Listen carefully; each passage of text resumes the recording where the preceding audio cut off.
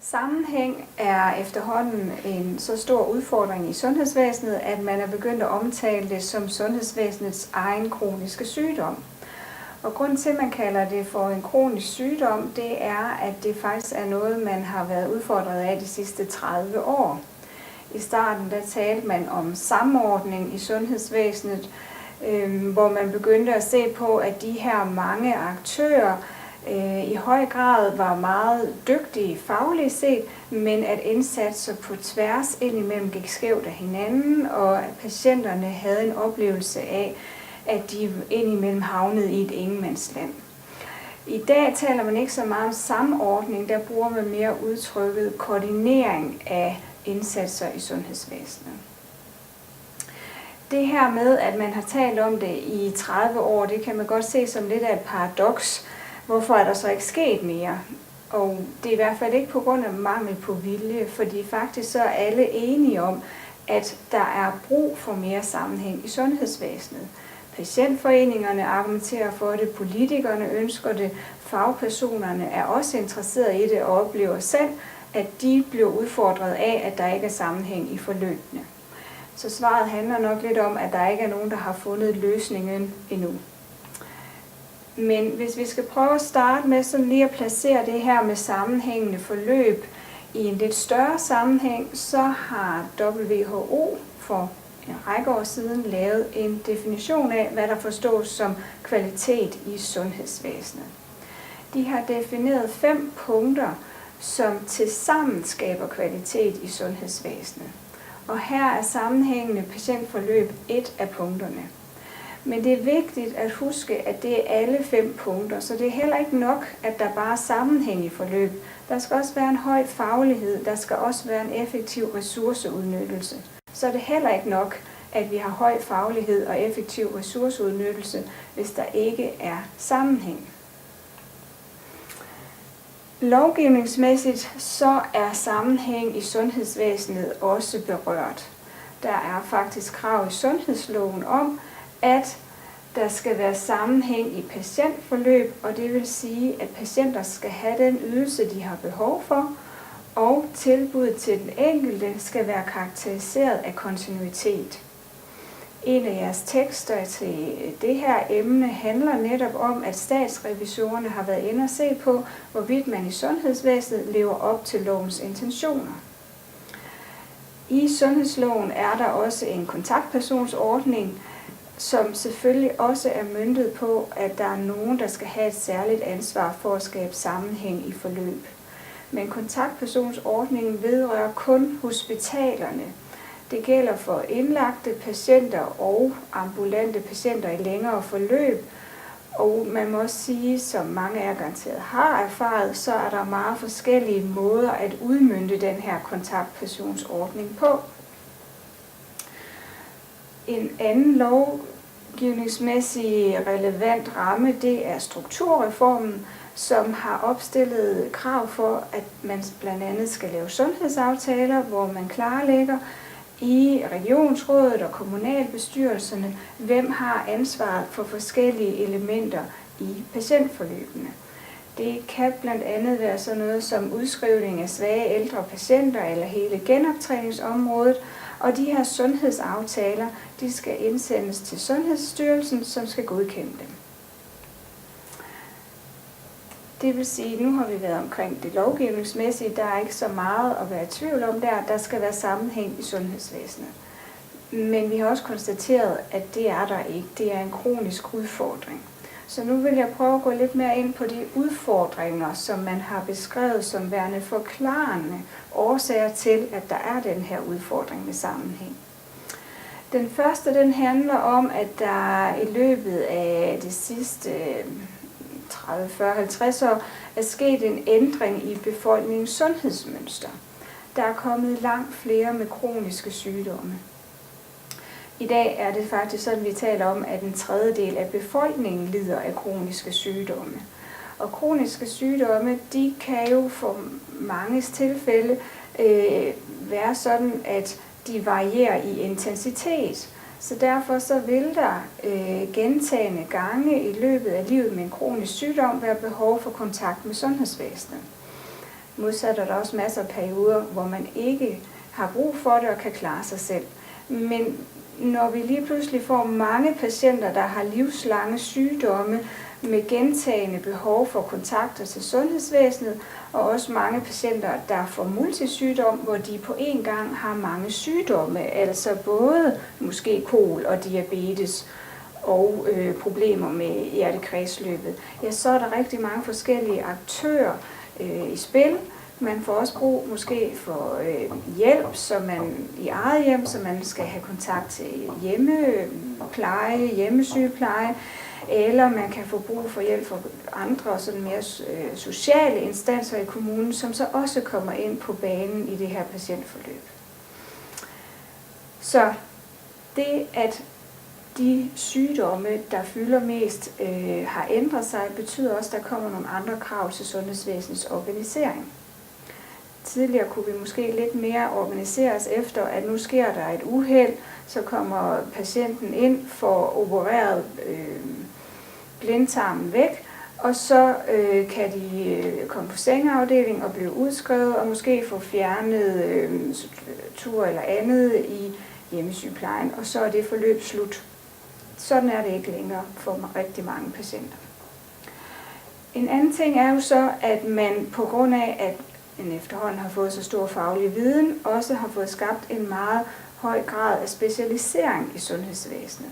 Det vil sige, at der er rigtig mange eksperter.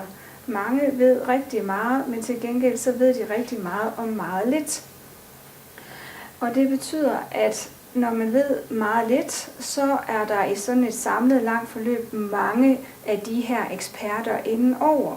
Og alt det, de nu tager sig af, hver især, skulle jo gerne hænge sammen.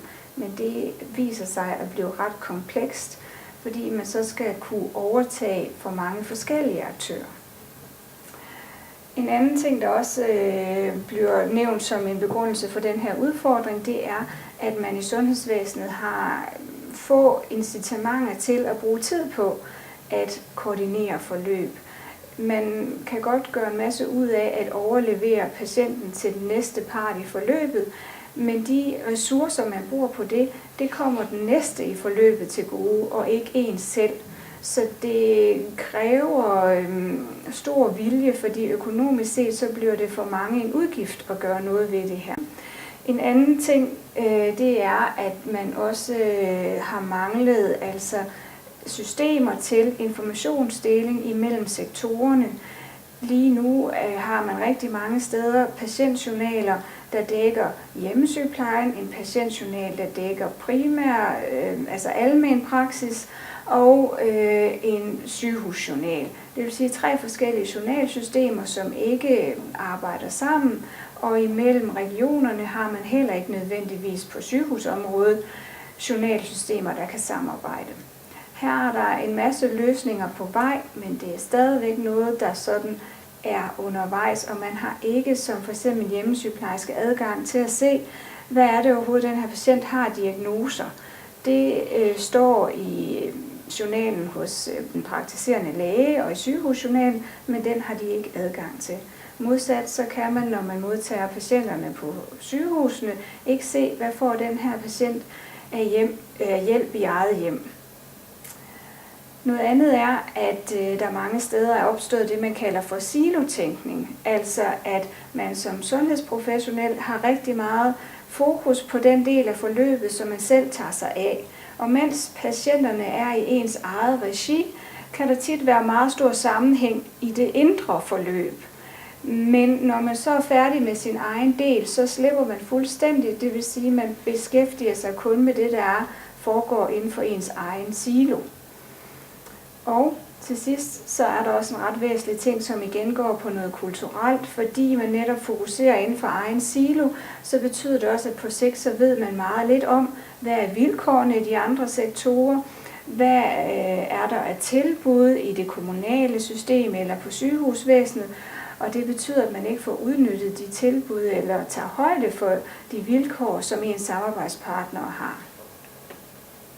Endelig er der nogle helt nye udfordringer, som kort fortalt handler om, at at der er blevet flyttet opgaver i forbindelse med strukturreformen, som betyder, at det kommunale system lige pludselig skal til at overtage opgaver, som tidligere har ligget i sygehusregi. Og det har hospitalerne tvivlet på, kan de nu det? Modsat har der jo også været mange i blandt kommunens personale, der har givet udtryk for, at det har været meget overvældende lige pludselig at skulle tage vare på ting, som man ikke tidligere har udviklet kompetence i forhold til. Og til sidst så er der jo nu også mulighed for, at nogen kan få behandling i udlandet. Det vil sige ikke nok med, at vi skal koordinere med hospitaler, regioner og almen praksis her i landet, så kan vi også komme til at skulle koordinere med hospitaler i udlandet. Det var rigtig mange udfordringer, og selvfølgelig har man også forsøgt at gøre noget for at løse det her. Det, som man sådan helt overordnet beskrevet har haft fokus på, det er nogle organisatoriske tiltag, som for eksempel forløbsbeskrivelser og pakkeprogrammer, hvor man har gået ind og organisatorisk fordelt opgaverne imellem aktørerne, og især fået taget stilling til, hvem har ansvaret, og hvad skal det her forløb indeholde.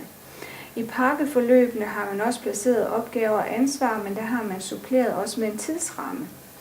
Så der har man garantier for, hvornår skal nogen være færdige med deres del. En anden tilgang, det er den mere relationelle, hvor man går ind og arbejder med, at de parter, der er involveret i forløbene, i højere grad skal lære at samarbejde. Her har vi nogle samarbejdsudvalg, og man har forløbskoordinatorer, udgående teams, og tankegangen i dem er, at man i højere grad skal have skabt relationer imellem aktører på tværs. Endelig så er der jo så også elektroniske løsninger på vej, og på hjemmesiden kan I prøve at følge det link, der er til Medcom, som beskriver rigtig mange af de initiativer, som er undervejs. I en international sammenhæng, der er det ikke noget enestående det her med, at vi i Danmark har udfordringer med sammenhæng i patientforløb. Det er noget, man arbejder med rigtig mange steder, og et af de steder, hvor man har haft rigtig gode resultater, det er i den amerikanske sundhedsorganisation, der hedder Kaiser Permanente. De har fået resultater relateret til sammenhæng, som sådan har vakt genklang internationalt, men det er et lidt andet sundhedsvæsen end det danske. Det er en privat sundhedsorganisation, og derfor kan man ikke direkte sammenligne det. Men der har været mange efterhånden fra Danmark over at se Kaiser Permanente og den måde, de driver sundhedsvæsen på. Sådan den lidt mere præcise beskrivelse af deres opbygning kan I læse i den kilde, der er derom. Men det man i hvert fald kan se, det er, at når man sammenligner det danske sundhedsvæsen med dem, så er der flere derovre, der føler sig som del af et samlet sundhedsvæsen. Det vil sige, i modsætning til den der silotænkning, vi havde før, så afgrænser de sig ikke på samme måde i forhold til den samlede sundhedsorganisation. Det skal dog nævnes, at selvom de har rigtig gode kliniske resultater, så er det også et dyrere sundhedsvæsen. Sammenhængende forløb er et hverdagsudtryk, så hvis jeg skal se på de lidt mere faglige begreber, så er der i hvert fald 3 begreber, som man kan have fokus på. Det ene, det er det, der hedder care coordination, som jeg har skrevet på under organisatorisk fokus, fordi det handler meget om den her organisatoriske tilrettelæggelse af, hvem gør hvad, hvornår, hvorfor, hvordan. Hvor hvis man ser på sammenhæng i et patientfokus, så taler vi mere om continuity of care, altså om patienterne oplever kontinuitet i forløbene. Endelig er der også det meget faglige fokus, care management eller disease management, hvor man har fokus på, om den sundhedsfaglige indsats er sammenhængende. Care coordination er altså det begreb, som i høj grad handler om at få skabt sammenhæng imellem ydelser, hvorimod continuity of care er patienternes oplevelse af, at der er sammenhæng. Og det kan så igen deles op i nogle underforståelser af den her kontinuitet, som både handler om information, om hvordan det her bliver håndteret, får patienten det, som de oplever, de har brug for, og endelig er der en relationel kontinuitet i kontakten til sundhedsvæsenet. Helt overordnet kan man så samle de her forskellige tilgange i det, man kalder integrated care. Man kan ikke sige, at der er en direkte sammenhæng, for der er mange af de her begreber, der fagligt set er under opbygning og ikke er endelig afklaret. Men der er et bud her på en definition af integrated care, hvor man siger, jamen det er et sundhedsvæsen, som er centreret imod patientens behov, hvor der er en multidisciplinær tilgang, også det vi kalder en tværfaglig tilgang, og hvor der i høj grad er en organisering af sundhedsvæsenet, som understøtter det her med samarbejde og involvering. Det var det, vi nåede i denne her gennemgang.